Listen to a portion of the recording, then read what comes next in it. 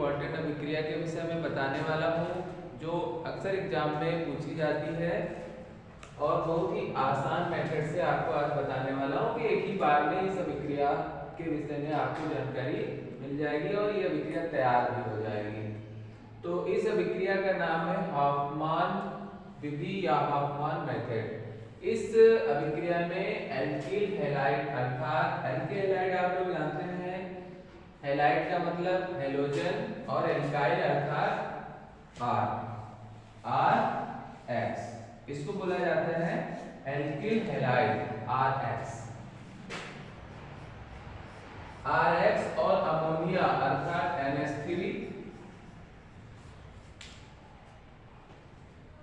के एथेनॉलिक विलयन को एक बंद नली में अर्थात एक ट्यूब में 100 डिग्री सेंटीग्रेड पर अर्थात 100 डिग्री सेंटीग्रेड पर गर्म करते हैं। ट्यूब के अंदर डाल के अगर 100 डिग्री सेंटीग्रेड पे गर्म करते हैं तो प्राथमिक, द्वितीयक और तृतीयक यह अभिक्रिया इसीलिए महत्वपूर्ण है क्योंकि इस अभिक्रिया के द्वारा हम तीनों प्रकार की अमीन बना सकते हैं।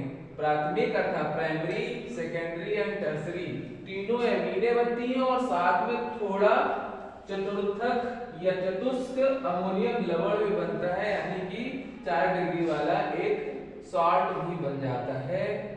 और इस अभिक्रिया को एल्किल हैलाइड का अमोनीय अपघटन या अमोनोलिसिस भी कहा जाता है। तो इस अभिक्रिया को हम लोग देखेंगे, बहुत ही आसान मेथड से हम आज आपको बताने वाले हैं।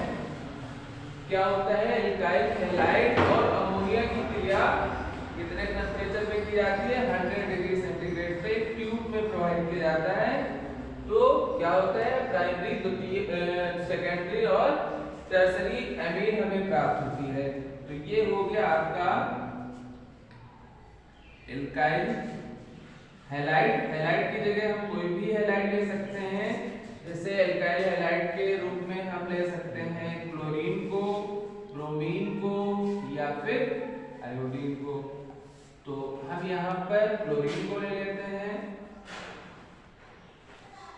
इसकी क्रिया अमोनिया से कराएंगे। कैसा, एथेनॉलिक अमोनिया होना चाहिए और टेम्परेचर कितना रखना है हमें, 100 डिग्री सेंटीग्रेड टेम्परेचर रखेंगे और एक ट्यूब में इसको प्रवाहित किया जाएगा। तो जब ट्यूब में इसको प्रवाहित करते हैं 100 डिग्री सेंटीग्रेड पे, तो इसका जो एल्किल हैलाइड का हैलाइड होता है और वो और अमोनिया का एक हाइड्रोजन आपस में मिलकर के हाइड्रोक्लोरिक एसिड अर्थात HCl के रूप में बाहर निकल जाता है। HCl ये निकल जाएगा, बाकी का जो इस तरफ का R बचा और अमोनिया का एक हाइड्रोजन निकलने के बाद ये बॉन्ड शेष बचा, ये आपस में जुड़ेंगे अर्थात RNH2 प्राइमरी अमीन बन जाता है। इस तरीके से 1 डिग्री अमीन बन जाता है।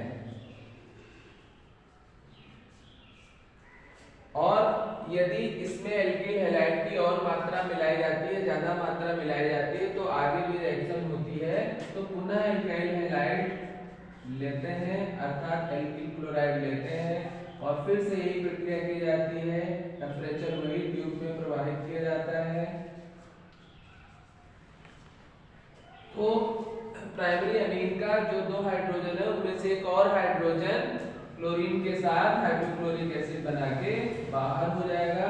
तो ये बन जाएगा आपका NH2 एल्काइल ग्रुप, इसमें जुड़ जाएंगे। यानी कि सेकेंड डिग्री या 2 डिग्री हमें अमीन मिल जाएगा अर्थात सेकेंडरी अमीन मिल जाएगा।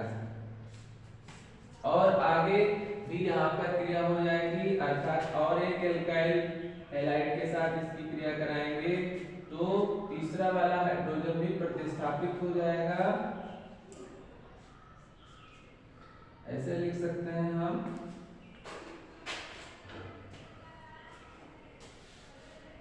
एक ही में लिखें तो R3N ऐसा बन जाएगा और यहाँ से भी एक HCl बाहर हो जाएगा क्योंकि हाइड्रोजन और एल्काइल क्लोराइड का Cl ये दोनों फिर से निकल जाएंगे। एक और इसका स्टेप होता है, एक बार और अगर हम इसके अल्काइल हैलाइड के साथ रिएक्शन कराते हैं तो क्या हो जाता है, चतुष्क जो है अमोनियम लवण एक बन जाता है, अर्थात R4N+Cl-।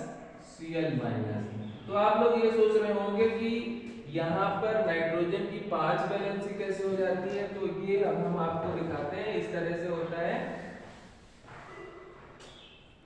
ये तो जानते ही है आपकी जो है इसकी 3 वैलेंसियां होती है, यानी कि 3 ये बंद बनाता है और एक लोन पेयर इसके पास होता है। तो 3 के साथ 3 R तो जुड़ ही सकते हैं, इस तरीके से 3 R जुड़ गए। उसके बाद चौथा जो एल्किल हैलाइड है इस तरीके से होगा RCl। तो इन दोनों के बीच का जो बंध है उस बंध का विदलन हुआ। कौन सा विदलन हुआ, मान लो होमोलिटिक विदलन हुआ। यहाँ पर होमोलिटिक विदलन क्या होता है, जो बंध का इलेक्ट्रॉन होता है दोनों परमाणु को जो दिया जाता है वो दोनों परमाणुओं के पास वापस आ जाता है। इसका इसके पास आ गया, इसका इसके पास आ गया, तो हुआ क्या, ये दोनों के पास अपना अपना एक इलेक्ट्रॉन वापस मिल गया, इस तरीके से ये हो गया दोनों का। अब क्या हुआ, नाइट्रोजन के पास ये जो लोन पेयर है इसमें का एक इलेक्ट्रॉन क्लोरीन के पास चला गया। इसका जब एक इलेक्ट्रॉन इस पे चला जाएगा तो किसी के ऊपर जब इलेक्ट्रॉन आ जाता है कहीं बाहर से तो उसके ऊपर आ जाता है नेट चार्ज, माइनस चार्ज, इसके ऊपर माइनस चार्ज आ गया, और इससे इलेक्ट्रॉन चला गया तो इस पे प्लस चार्ज आ गया। उसके बाद हम देख रहे हैं कि R के पास एक इलेक्ट्रॉन है, नाइट्रोजन के पास भी एक इलेक्ट्रॉन है, तो इस तरह से एक एक इलेक्ट्रॉन से फिर से ये बंध बना लेंगे। इस तरीके से जो है ये यौगिक बन जाता है। कैसे, ये हो गया R4N+ और ये Cl, इन दोनों का आकर्षण हुआ, ये आपस में जुड़ गए, एक साल्ट बन गया। कौन सा साल्ट बन गया, 4 डिग्री अमोनियम साल्ट बन गया, या 4 डिग्री एमीन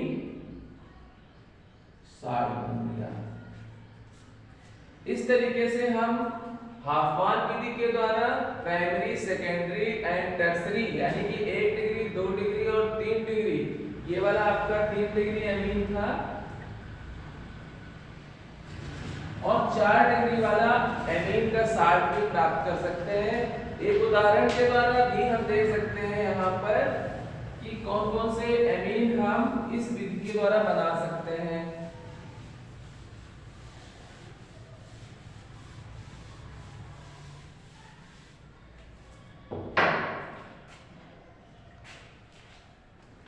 हमने यहाँ पर अमोनिया लिया NH3 और इसके साथ हमने एक एल्किल हैलाइड लिया। कौन सा एल्किल हैलाइड लिया, मान लो R की जगह मैंने C2H5 I लिया। क्या नाम है इसका, एल्किल हैलाइड। एल्किल का मतलब 2 कार्बन वाला, अर्थात एथिल आयोडाइड। इसका नाम होगा एथिल आयोडाइड। ये आप जानते हैं अमोनिया। इनको 100 डिग्री सेंटीग्रेड पे गर्म किया गया और एक ट्यूब में प्रवाहित किया गया, तो क्या होगा, अमोनिया का एक हाइड्रोजन और आयोडीन आपस में मिलके HI बनके निकल जाएंगे। हाइड्रोजन आयोडाइड अम्ल बना के निकल जाएगा, बाकी का ये जुड़ जाएगा, आपका हो जाएगा C2H5NH2। इसको क्या कहेंगे, एथिल एमीन।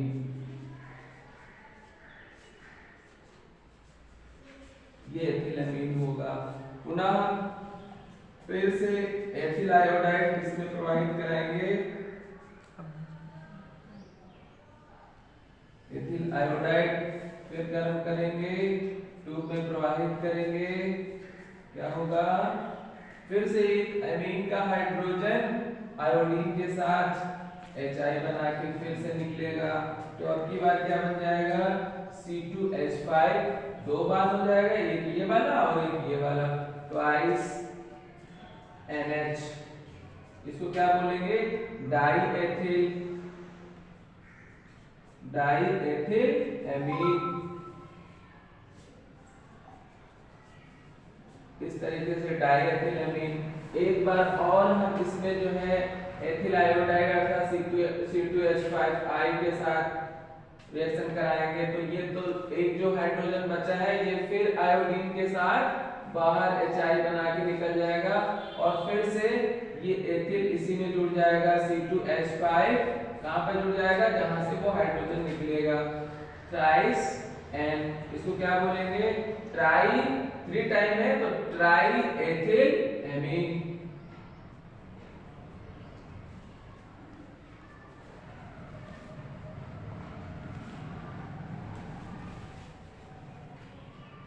इस तरीके से हम 3 प्रकार का एमीन बना सकते हैं। और अभी मैंने आगे बताया था कि ये आगे एक और पार्ट में रिएक्शन हो जाता है, एक और बार जो है एथिल आयोडाइड इसके साथ क्रिया कर जाता है तो क्या बन जाता है?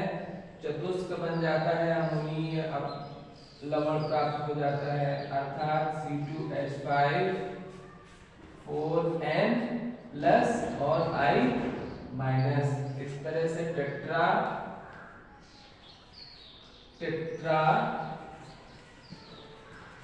अमोनियम लवण बन जाता है। तो इस तरीके से हम प्राइमरी, सेकेंडरी और टर्सरी और साथ में चतुष्क अमोनियम लवण भी प्राप्त कर सकते हैं इस विधि के द्वारा। उम्मीद करते हैं ये विधि आपको समझ में आ गई होगी और इसके साथ साथ उदाहरण के माध्यम से भी मैंने आपको समझाया है और ये आपको आ चुका होगा समझ में।